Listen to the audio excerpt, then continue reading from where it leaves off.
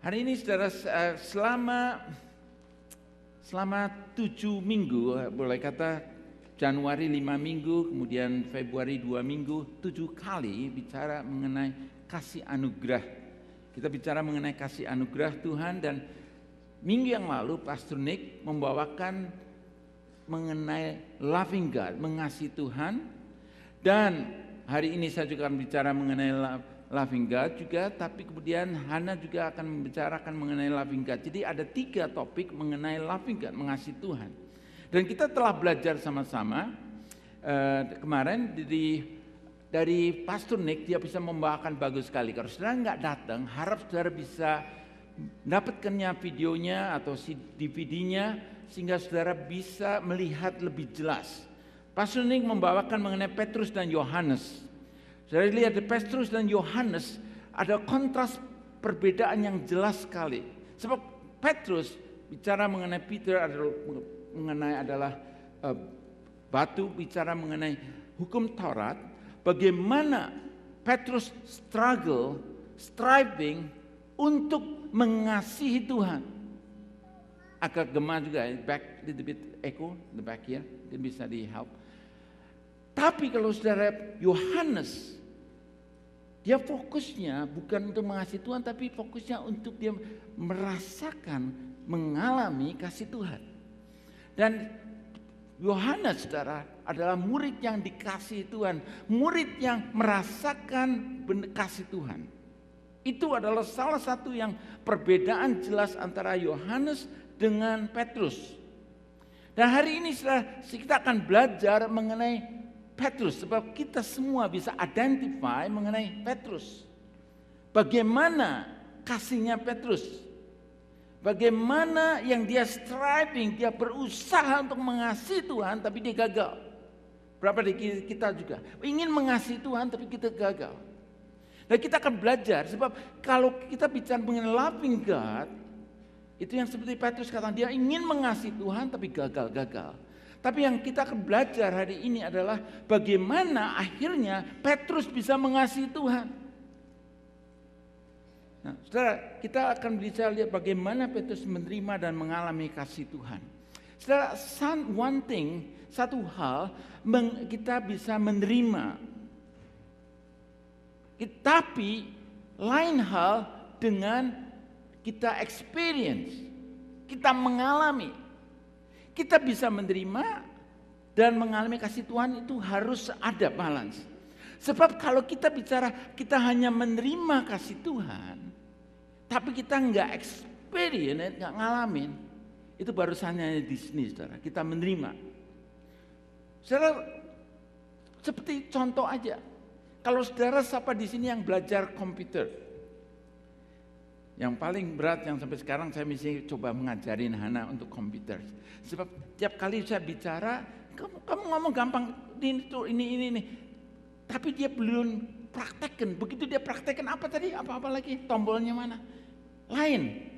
Kalau orang sudah experience, lain.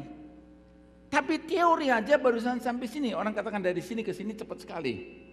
Tetapi dari sini ke sini itu memakan waktu. Itu bicara mengenai experience. Nah, kalau Matius 18 bicara mengenai seseorang, mengenai raja, diumpamakan seorang raja yang seseorang hamba yang utangnya begitu banyak sekali, 10.000 talenta. Yang kalau dihitung sekarang jutaan dolar, yang rasanya nggak mungkin berapa keturunan bisa bayar. Tapi karena orang itu minta belas kasihan pada rajanya, maka tuannya mengampuni. Nah, orang ini menerima pengampunan dari rajanya, dari tuannya. Tetapi saudara, apa yang terjadi pada waktu dia menerima pengampunan ini? Di Matius 18 dikatakan ada orang temannya yang pinjam sama dia 100 dinar. 100 dinar bicara mengenai 100 hari kerja, 3 bulan. 3 bulan dibandingkan berapa tahun yang utangnya begitu besar dibandingkan 100 hari kerja.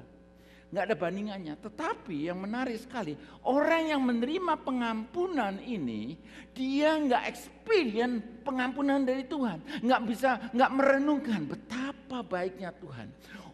Bayangin utang saya 3 turunan gak bisa kebayar. Ini orang ini begini baik mengampuni saya bersyukur sekali. Saya gak usah bayar, gak usah uang dapat gajian dipotong untuk bayar utang. Dibebaskan, saya gak usah bayar lagi.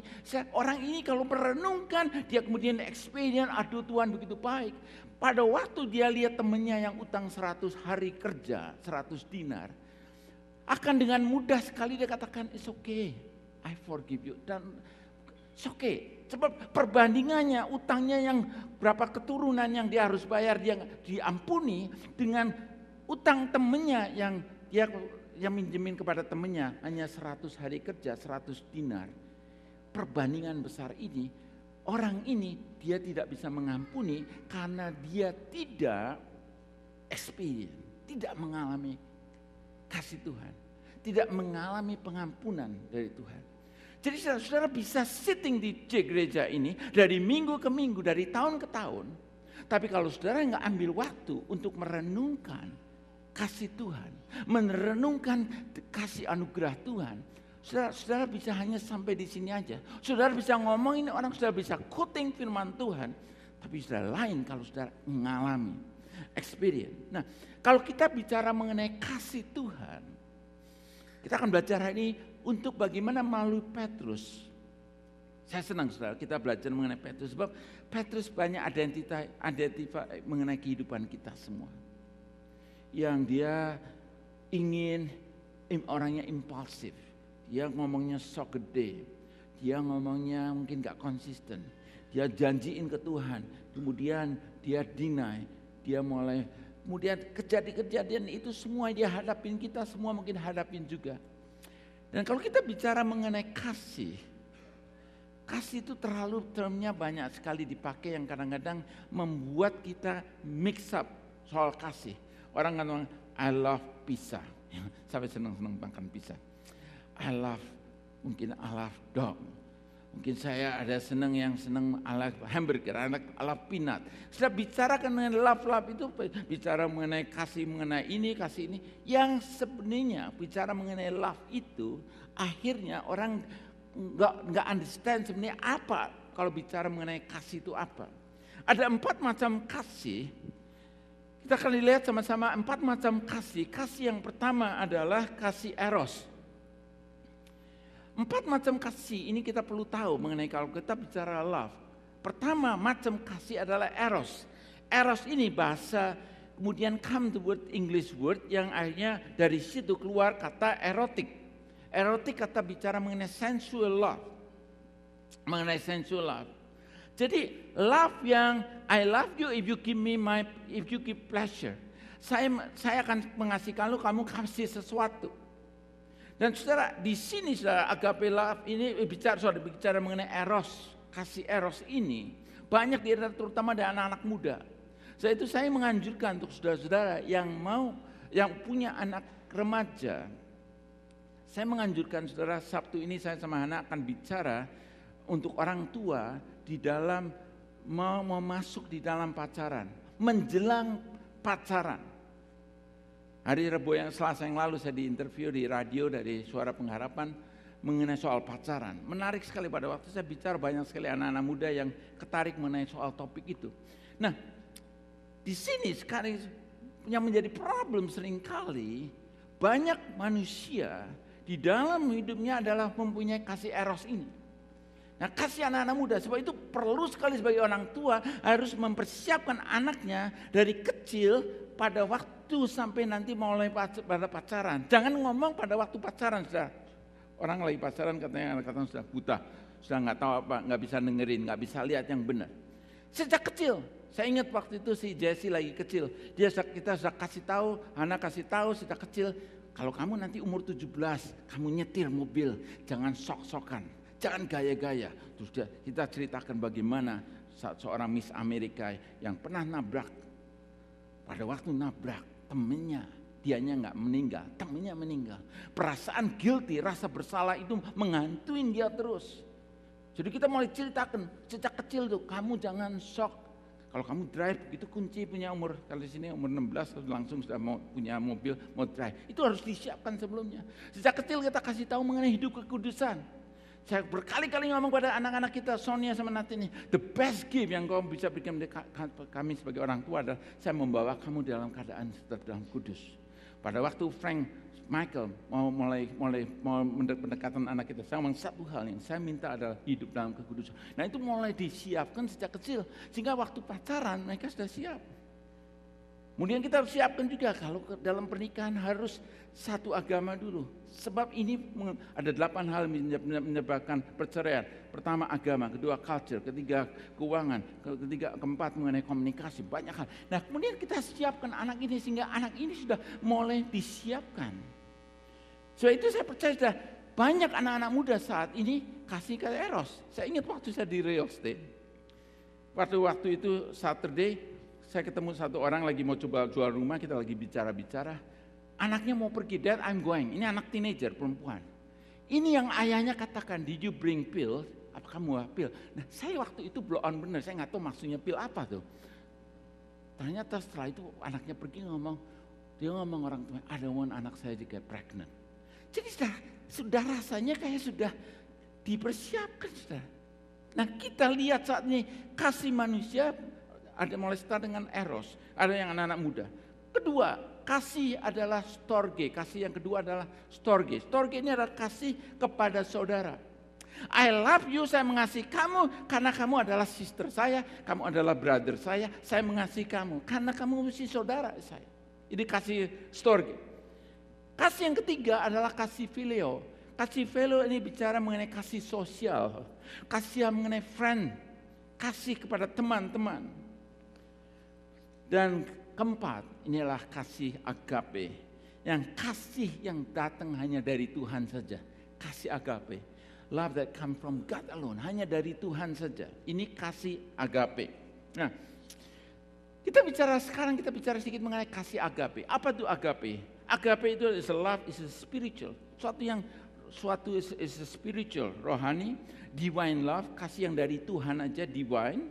Kemudian is love yang datang dari Tuhan sendiri, tadi sudah katakan. Dan 1 Yohanes 4, kita bisa lihat ayat 16. Kita telah mengenal dan telah percaya akan kasih Allah kepada kita. Allah adalah kasih, God is agape, dikatakan di sini. Dan barang siapa tetap berada di dalam kasih, ia tetap berada di dalam Allah dan Allah di dalam dia. Sekali lagi kita telah mengenal dan telah percaya akan kasih Allah kepada kita. Allah adalah kasih, God is agape, dan barang siapa tetap berada di dalam kasih, ia tetap berada dalam Allah dan Allah di dalam dia. Jadi the best definition agape love, kalau kita bicara agape love, is the power that move us to respond to someone else's needs with no expectation of reward. Jadi ada sesuatu dorongan untuk kita menolong seseorang tanpa kita mengharapkan suatu balasan. Jadi saudara, fundamentalnya mengenai agape love adalah sacrifice. Sacrifice itu fundamental. Kalau kita bicara mengenai agape love, langsung connotation kata ada is sacrifice. So itu sudah agape is almost synonym with sacrifice. Sacrifice hubungannya. Nah sedangkan hidup kita paling nggak mau bicara mengenai suffering. Kita nggak mau bicara sacrifice. Kita nggak mau bicara mengenai penderitaan. Itu suatu yang benar. Sebab itu kalau saudara mau understand mengenai love itu, agape love, saudara bisa baca di 1 Korintus 13. 1 Korintus 13 bicara description mengenai love itu apa. Agape love. Ayat 4 mulai katakan, kasih itu sabar. Nah, artinya kasih itu sabar, itu monotumio, itu artinya markotumio itu adalah bicara mengenai long suffering. Jadi long sangat begitu lama panjang suffering. Itu bicara mengenai kasih. Banyak istilah Yesus mati di kayu salib, begitu lama berjam-jaman, long dia suffering. Tapi karena kasihnya dia tahan, saudara. Long suffering itu description. Kasih itu sabar, kasih itu murah hati, kasih itu tidak cemburu, tidak memegahkan diri dan tidak sombong. Ia tidak melakukan apa yang tidak sopan dan tidak mencari keuntungan diri sendiri. Ia tidak pemarah dan tidak menyimpan kesalahan orang lain. Ia tidak bersuka cita karena ketidakadilan, tetapi karena kebenaran. Dikatakan di sini, ia menutupi segala sesuatu. Itu sudah nggak mudah sudah. Kalau ada kesalahan seseorang, rasanya kita buka. Kalau orang itu berbuat salah, rasanya kita mau tembak aja. Ini suatu sacrifice buat kita, saudara. Untuk kita bisa tahan, nggak marah. Itu aja nggak mudah. Siapa sih kita sering kadang-kadang dengar satu informasi, begitu ketemu orangnya langsung kita labrak. Begitu dilabrak ternyata informasi yang dapatnya kita salah, kan kita malu, saudara. Nah, di sini katakan ia menutupi segala sesuatu, mengharapkan segala sesuatu, sabar menanggung segala sesuatu, kasih tidak berkesudahan. Nah, sekarang saudara kita lihat kembali setelah kita lihat macam kasih ini, 4 macam kasih tadi itu. Sekarang kita kembali lagi mengenai dari Petrus. Saudara, Yesus bertemu dengan Petrus yang ketiga kalinya Yesus bertemu begitu Yesus bangkit dari kematian. Untuk ketiga kalinya dia bertemu pada yang ketiga kalinya ketemu dengan murid-muridnya yaitu si Petrus. Sudah dengar ceritanya pada waktu Yesus ketemu Petrus, waktu itu begitu dia lihat Petrus, bukannya dia dimarahin, dilabrak, keluar kamu apa yang kamu nyangkal saya, murid macam apa? Enggak, yang dia lakukan Yesus dia kasih breakfast dulu. Kasih breakfast dulu, makanan ikan dimakan, dipanggang, kemudian setelah itu di barbecue, setelah makan diajak omong. Nah ini sudah, ini yang lihat kasih Yesus ini. Sudah, kalau kita bicara kedagingan kita rasanya kalau ada seseorang sudah mengesalkan kita, sudah mengecewakan kita, menyangkal kita, ngomong nggak kenal, sudah 3 tahun, sudah you spend your life, saudara hidup waktu sudah habiskan untuk dia orang itu, tetapi orang itu nggak appreciate, orang itu malah menyangkal, ngomong-ngomongin saudara. Bagaimana perasaan saudara? Saudara rasanya jadi labrak aja. Tapi Yesus enggak. Ini yang Yesus saya lihat yang bagus sekali dia lakukan. Yesus ketemu pada Petrus. Dia katakan di sini Yohanes pasal 21 ayat 15 sampai 17. Sesudah sarapan Yesus berkata kepada Simon Petrus. Simon anak Yohanes, apakah engkau mengasihi aku? Lebih daripada mereka ini. Jawab Petrus kepadanya, benar Tuhan, engkau tahu bahwa aku mengasihi engkau. Kata Yesus padanya, gembalakanlah domba-dombaku. Kata Yesus pula kepadanya, untuk kedua kalinya, katanya, Simon, anak Yohanes, apakah engkau mengasihi aku? Jawab Petrus kepadanya, benar Tuhan, engkau tahu bahwa aku mengasihi engkau. Kata Yesus kepadanya, gembalakanlah domba-dombaku. Ketiga kalinya, kata Yesus kepadanya, untuk ketiga kalinya, Simon, anak Yohanes, apakah engkau mengasihi aku? Maka sedih hati Petrus karena Yesus berkata untuk ketiga kalinya, apakah engkau mengasihi aku? Dan berkata kepadanya, Tuhan engkau tahu segala sesuatu, engkau tahu bahwa aku mengasihi engkau. Kata Yesus kepadanya, gembalakanlah domba-dombaku. Saya menarik sekali saya. Yesus berbicara mata ke mata, dengan mata ke mata dengan Petrus sendiri. Personal, dikatakan Petrus, do you love me? Nah, kalau saudara lihat bahasa Indonesianya, saya lihat kok 3 kali. Mari saudara kita lihat bahasa aslinya Greeknya. Dalam Ibraninya katakan sesudah sarapan Yesus berkata kepada Simon Petrus. Katakan Petrus, Simon anak Yohanes, apakah engkau mengasihi aku? Do you agape me? Apakah kamu mengasihi dengan kasih agape? Nah, si Petrus dia jawabannya, Tuhan saya phileo you. Saya mengasihi sebagai friend. Bukan agape. Kemudian kedua kalinya Yesus menanyakan lagi kepada Petrus, Petrus, do you agape me? Dan si Petrus jawabannya, I phileo you. Kasih saya itu kasih terbatas. Dan cara bagusnya ada di Tuhan Yesus, dia nggak menuntut kita. Itu grace, talk about grace, nggak menuntut, saudara. Grace is give, dia memberi.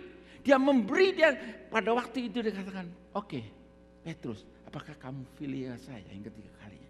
Dan saudara di sini Petrus dia sadar bahwa kasih dia itu sangat terbatas pada Tuhan. Yes Tuhan, I phileo you. Tapi saudara, Ini adalah turning point, starting point untuk Petrus menjadi orang yang akhirnya mengasihi Tuhan luar biasa sampai dia mau berkorban, sampai dia matinya di kayu salib, kepalanya di bawah. Ini karena akibat kasih dari Tuhan dulu yang ditunjukkan pada dia. Nah saudara, kalau kita belajar di sini, kita lihat kemudian saudara nanti baca di 1 Petrus, 2 Petrus.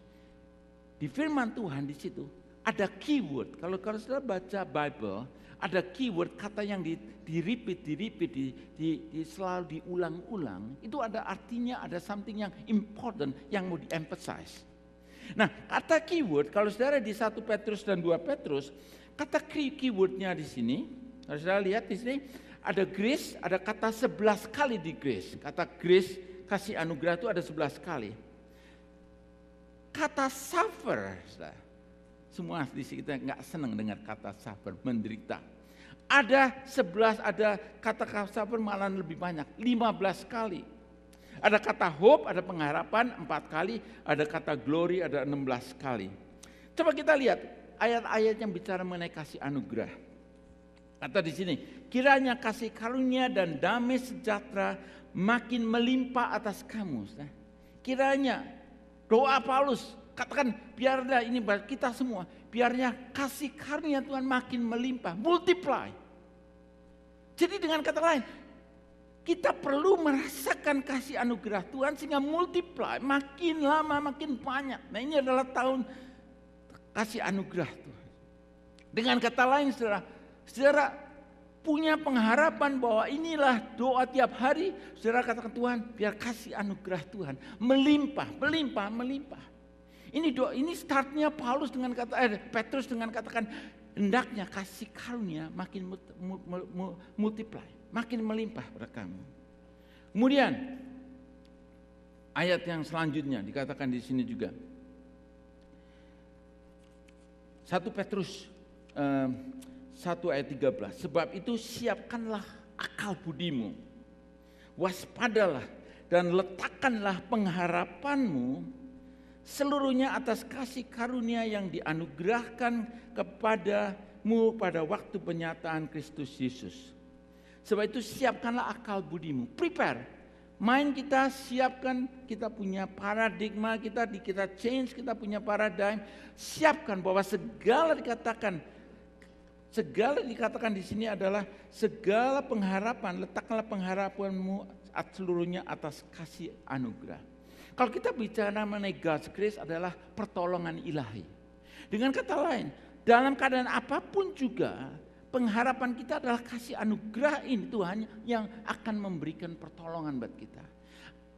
Jadi dasarnya kita serahkan, kita percaya bahwa ini kasih anugerah Tuhan, ini Tuhan lagi siapkan mental kita selalu Tuhan kasih anugerahmu besar. Tahun ini Tuhan saya percaya bahwa apapun terjadi, keadaan apapun yang saya alami, yang kelihatannya nggak baik, saya percaya kasih anugerahmu Engkau sudah siapkan. Ini yang Rasul Petrus katakan di sini. Kemudian 1 Petrus 2:19, sebab adalah kasih karunia jika seorang karena sadar akan kehendak Allah menanggung penderitaan yang tidak harus ia tanggung.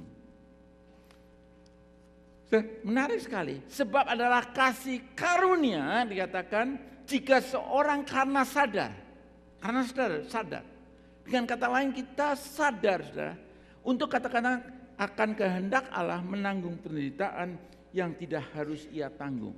Kalau saudara berkata dengan kata lain saudara nggak rasa bersalah, tapi saudara disalahkan, saudara diomong-omongkan, dikatakan adalah kasih anugerah. Kalau saudara nggak meresponi, saudara nggak marah, saudara terima. Salah satu yang saya sama Hana sebagai hamba Tuhan sering kali ada yang gossiping kanan kiri, omong macam-macam semua. Yang saya selalu tekan kepada anak-anak dan kita pegang sampai saat ini adalah ini. The truth akan di-reveal, akan dinyatakan, kebenaran akan dinyatakan. Mungkin 3 tahun lagi, 10 tahun lagi. Jadi dengan kata lain, kita melihatnya ini adalah kasih anugerah kalau pada saat kita diserang kanan kiri, tapi kita sudah bisa tenang. Dan Tuhan, kasih anugerah Tuhan menolong. Itu satu kasih anugerah, saudara. Kalau sampai kita harus menanggung, katakan di sini, menanggung penderitaan yang tidak harus kita tanggung. Lain saudara, penderitaan itu bisa kita tanggung karena kebodohan kita bisa tanggung. Tapi kalau bukan kesalahan kita, itu adalah kasih anugerah kalau kita bisa tanggung. Kemudian, the next one, bicara mengenai 1 Petrus 5 ayat 5b.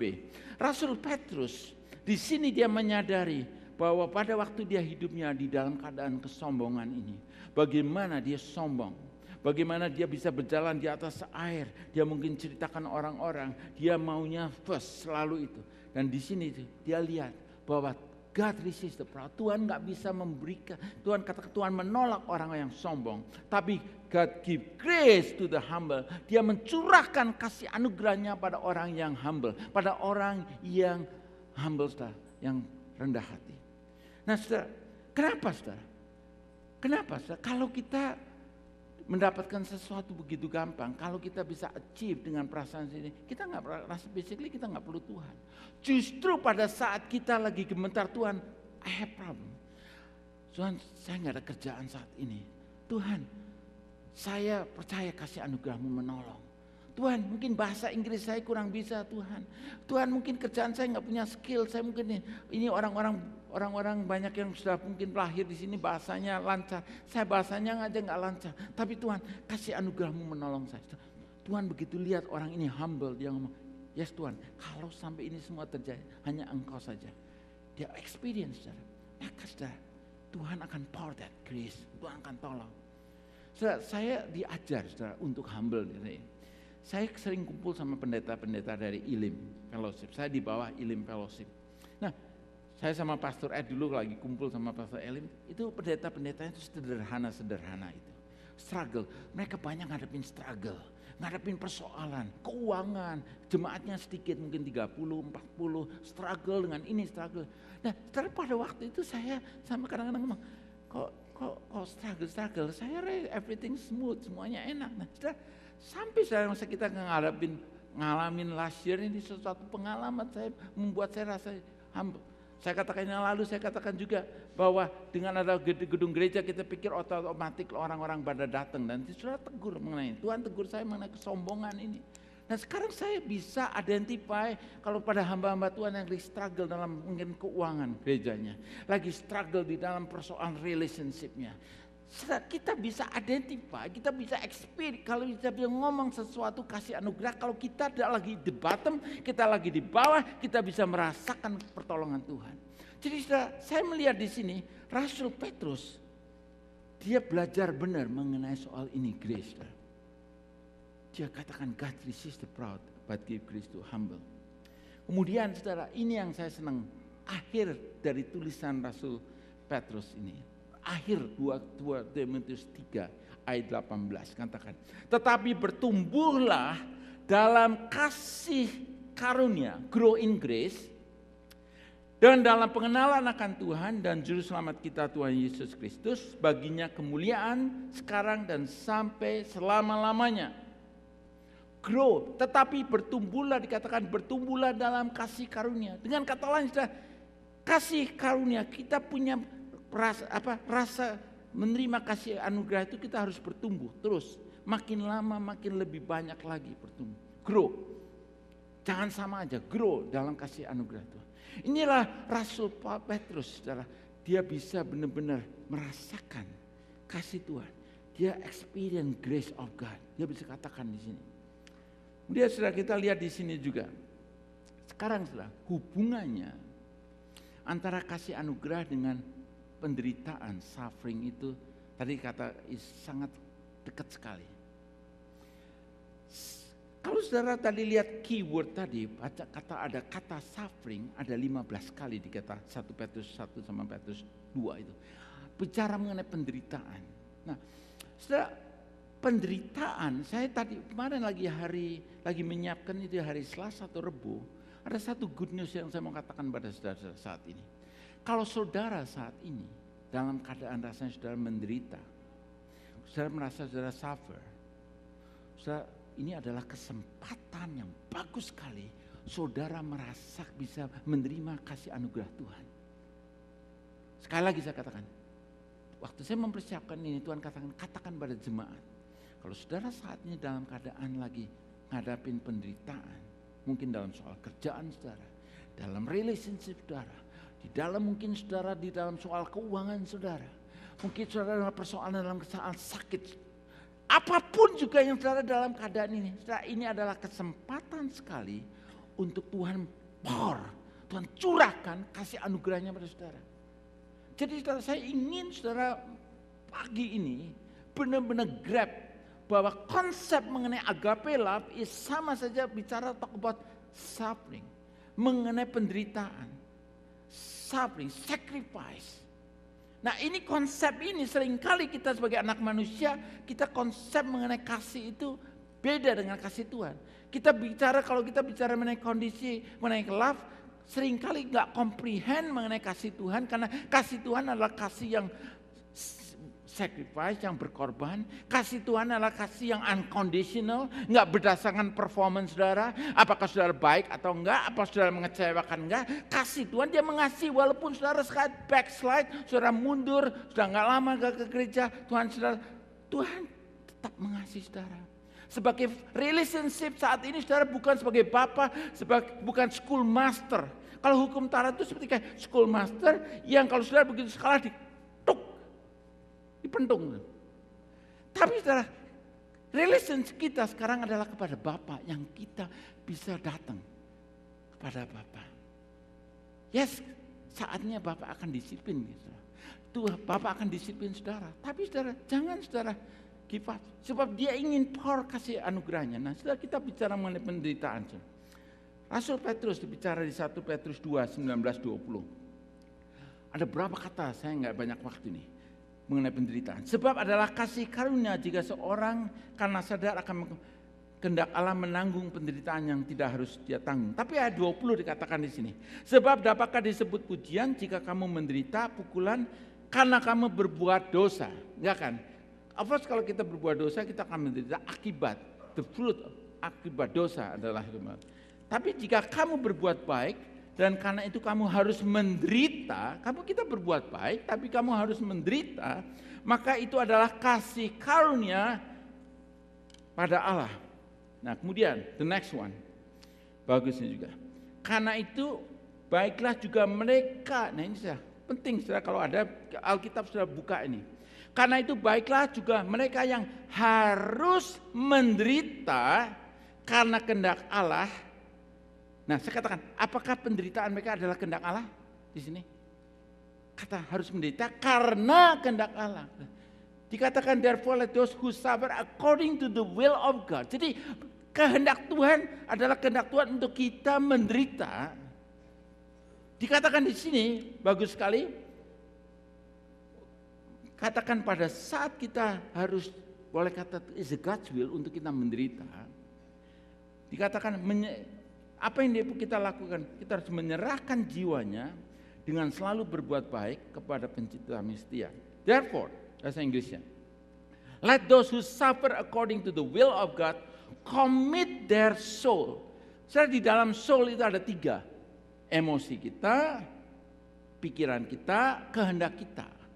Dan pada saat saudara kita menghadapi penderitaan, kita tahu nih, kita lagi menghadapi penderitaan ini. It's a God's will. Saya nggak berbuat salah apa-apa.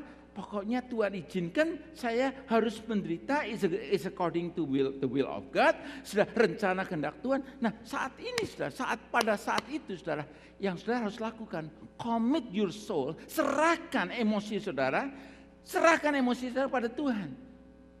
Jangan saudara coba emosi sendiri. Seringkali kita nggak sabar. Mungkin Tuhan latih kita untuk sabar. Ada saat di mana kita belajar untuk humble, di mana kita belajar untuk perspektif kita untuk melihat apa dari pandangan Tuhan, perspektif Tuhan. Mengapa? Kok kerjaan interview saya sudah mau dapat, kok nggak dapat, sudah langsung kecewa. Nah, kalau saudara di dalam penderitaan, saudara dilatih sabar sama Tuhan. Pada saat saudara belum dapat, saudara selalu punya hope ada sesuatu yang baik yang Tuhan lagi sediakan. Nah, dengan kepercayaan gitu, hope begitu, saudara looking forward ini. The will of the grace of God itu Tuhan lagi mau limpahkan pada kita. Nah, saudara, jadi hubungannya dekat sekali mengenai grace dengan kasih Tuhan, juga dengan suffering. Jadi katakan, siapa yang saat ini dalam keadaan lagi menderita, suffering, saudara perlu commit your soul kepada itu. Emosi saudara, jangan langsung cepat sekali marah saudara. Tenangkan diri sendiri. Apa sih pelajarannya? Tuhan, bagaimana ajarkan saya untuk bisa melihat dari pandanganmu. Kemudian, the next one di sini dikatakan, karena itu baiklah juga mereka yang harus menderita karena Allah menyerahkan jiwa dan selalu berbuat baik. Ya, kemudian, the next one ini, saya senang sekali 1 Petrus 5 ayat 10. Dan Allah, sumber segala kasih karunia, yang telah memanggil kamu dalam Kristus kepada kemuliaannya, yang kekal akan melengkapi, meneguhkan, menguatkan, dan mengokohkan kamu sesudah kamu menderita seketika lamanya. Katakan, but may God of all grace, who call us to his eternal glory by Christ Jesus, after you have suffered a while, perfect, establish, strengthen, and settle you. Bahasa Indonesianya enak sekali dikatakan. Allah yang sumber segala kasih karunia, yang telah memanggil kamu dalam Kristus kepada kemuliaannya, kita semua dipanggil dalam Kristus kemuliaannya yang kekal, akan melengkapi, akan meneguhkan dan menguatkan, mengkokohkan kamu sesudah kamu menderita seketika lamanya. Kalau ini bicara menderita, saudara harus melihatnya is a while, bicara dikatakan ada seketika. Bukan bicara forever. Satu indahnya adalah pada saat waktu kita menderita ini, Tuhan lagi mempersiapkan sesuatu yang indah dikatakan di sini. Pada saatnya, saudara, Tuhan akan menguatkan dan mengokohkan dan menderita seketika lamanya aja. Dan yang sudah kita lihat di sini, dengan kata lain saya mau katakan gini, saudara. Kalau saat ini saudara dalam keadaan menderita, saudara katakan, Tuhan, saat ini adalah waktu yang bagus sekali.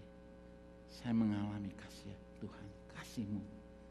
Dan saudara ingat, saudara juga bukan hanya just head knowledge aja, tapi saudara experience, saudara alami. Maka saudara, apa yang Rasul Paulus katakan di 2 Korintus 7 ayat 8, dia menghadapi suatu penderitaan. Rasul Paulus itu dia katakan ada satu duri dalam tubuhnya. Dan dia sudah 3 kali minta pada Tuhan untuk duri itu diambil. Ini yang dikatakan di 2 Korintus 12:7-8. Dan supaya aku jangan meninggikan diri karena penyataan yang luar biasa itu. Tuhan menunjukkan pada dia sesuatu penyataan yang luar biasa. Maka aku diberi suatu duri di dalam dagingku, yaitu seorang utusan iblis untuk menggocok aku supaya aku jangan meninggikan diri. Tentang hal itu aku sudah 3 kali berseru kepada Tuhan supaya utusan iblis itu mundur daripadaku. Dari ayat 9. Tetapi jawab Tuhan kepadaku, cukuplah kasih anugerahku, cukuplah kasih karuniaku bagimu, sebab justru dalam kelemahan, katakan, dalam kelemahanlah kuasaku menjadi sempurna. Justru dalam keadaan kita lagi menderita, justru dalam keadaan kita lagi helpless, justru kita dalam keadaan yang kita nggak bisa apa-apa. Di situ kata kasih karunia Tuhan yang kesempurna dinyatakan kepada kita. Dengan kerasa ini, kalau sudah dalam keadaan begini, kasih karunia Tuhan segini, ini sudah bisa rasakan. Tapi kalau sudah rasa everything okay, mungkin sudah ini misalnya semua yang lengkap. Kalau everything okay, sudah kasih karunia Tuhan sedikit.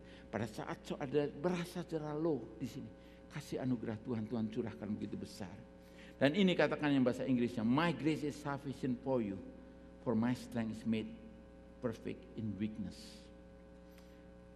2 Korintus ayat 10 katakan, karena itu aku senang dan rela di dalam kelemahan, di dalam siksaan, di dalam kesukaran, di dalam penganiayaan dan kesesakan oleh karena Kristus. Sebab jika aku lemah, maka aku kuat. Apa maksudnya? Justru kita lemah, kekuatan Tuhan dinyatakan. Therefore dikatakan, I take pleasure in infirmities. Sebab itu aku senang dan rela di dalam kelemahan. Saya minta saudara, kita sama-sama berdiri saat ini, kita akan berdoa. Saat ini saudara, Tuhan lagi mau bicara pada saudara. Saya lagi siapkan ini hari Selasa, hari Rabu waktu doa itu. Tuhan katakan pada saudara-saudara yang saat ini dalam keadaan merasa lemah. Ini adalah waktunya justru Tuhan ingin demonstrate kasih-kasihnya Tuhan pada saudara. Sehingga saudara, kalau saudara mengalami kasih Tuhan, seperti Petrus, dia mengalami kasih Tuhan yang luar biasa sampai dia bisa menulis tadi buku itu 1 Petrus 1, 1 Petrus 2. Sehingga saudara, Tuhan lihat Petrus bisa melayani. Saudara, saya katakan saudara nggak akan bisa menjadi hamba Tuhan, saudara nggak bisa menjadi anak Tuhan yang melayani dengan benar, serve orang kalau saudara nggak mengasihi Tuhan. Sebab nanti yang saudara akan lakukan just ngomel aja. Tapi kalau kita sebagai anak yang Tuhan yang sudah merasakan pertolongan Tuhan luar biasa, pelayanan kita adalah sesuatu joy, sesuatu honor, kita bisa dipakai sama Tuhan. Rasa ucapan syukur kita kepada Tuhan. Itu satu kondisi prerequisite bahwa untuk kita mau melayani tahun ini, untuk kita serve, kita harus mengalami kasih Tuhan. Dan kalau kita mengalami kasih Tuhan seperti orang tua mengasihi anak-anaknya terus, maka anak itu akan mengasihi bapaknya, mengasihi ibunya, karena dia dirasa dikasihi terus. Saat ini Tuhan, waktunya Tuhan lagi mencurahkan kasih-Nya pada saudara. Saudara, buka hati kita, buka tangan kita saat ini. Bapa, terima kasih untuk Rhema Word yang Kau berikan buat jemaat-Mu satu persatu. Terima kasih Tuhan mengenai konsep, mengenai kasih. Yang Kau tunjukkan mengenai kasih agape, di mana Tuhan kasih yang sacrifice, kasih yang mau menderita. Bapak, kami menyadari bahwa kasih-Mu begitu luar biasa. Bapak, kami menyadari bahwa saat ini Tuhan Kau ingin lagi mau mencurahkan anak-anak-Mu dengan kasih-Mu, kasih anugerah-Mu. Sehingga anak-anak-Mu semua Tuhan bisa berkata seperti Rasul Paulus, justru dalam kelemahan Tuhan, kasih kuasa-Mu, kasih-Mu menjadi sempurna. Berdoa Tuhan, pagi hari ini, biar anak-anak-Mu Tuhan bertemu dengan, mengalami dan experience kasih-Mu Tuhan. Bapak, Engkau tahu anak-anak-Mu yang menghadapi persoalan, yang belum ada kerjaan. Bapak yang berdoa Engkau berikan hikmat sampai bisa mereka menemukan kerjaan yang tepat. Saat ini ada yang dalam keadaan sakit, Bapak kami berdoa untuk kasih anugerah-Mu, kasih-Mu untuk jamah orang-orang yang sakit saat ini. Bilur Yesus telah menyembuhkan. Bapak saat ini yang dalam keadaan pernikahan lagi persoalan, Bapak kasih anugerah-Mu yang menyatukan kasih-Mu. Kasih-Mu yang melekat mereka, sehingga mereka merasakan kebaikan-Mu luar biasa. Terima kasih Tuhan, kami receive Tuhan kasih anugerah-Mu. Terima kasih Tuhan, kami enggak takut lagi Tuhan pada waktu kami menghadapi kesengsaraan. Justru kami melihatnya ini adalah suatu kesempatan di mana Engkau mau mencurahkan kasih-Mu pada kami semua. Thank you Tuhan untuk revelation yang Kau berikan pagi ini pada kami. Dan sebentar lagi Tuhan kami mau berdoa. Kami ingin memberikan our tithe and offering. Biar Engkau berkati Tuhan jemaat-Mu satu persatu yang dengan setia, dengan tekun memberi pemberian ini based on our love Tuhan. Bukan suatu duty tapi suatu joy Tuhan. Kami boleh memberikan persembahan buat-Mu. Karena Tuhan semuanya adalah punya-Mu. Thank you Tuhan. Berkati jemaat-Mu satu persatu. Dalam nama Yesus Kristus, saya berdoa ini. Amin. Silakan duduk saudara.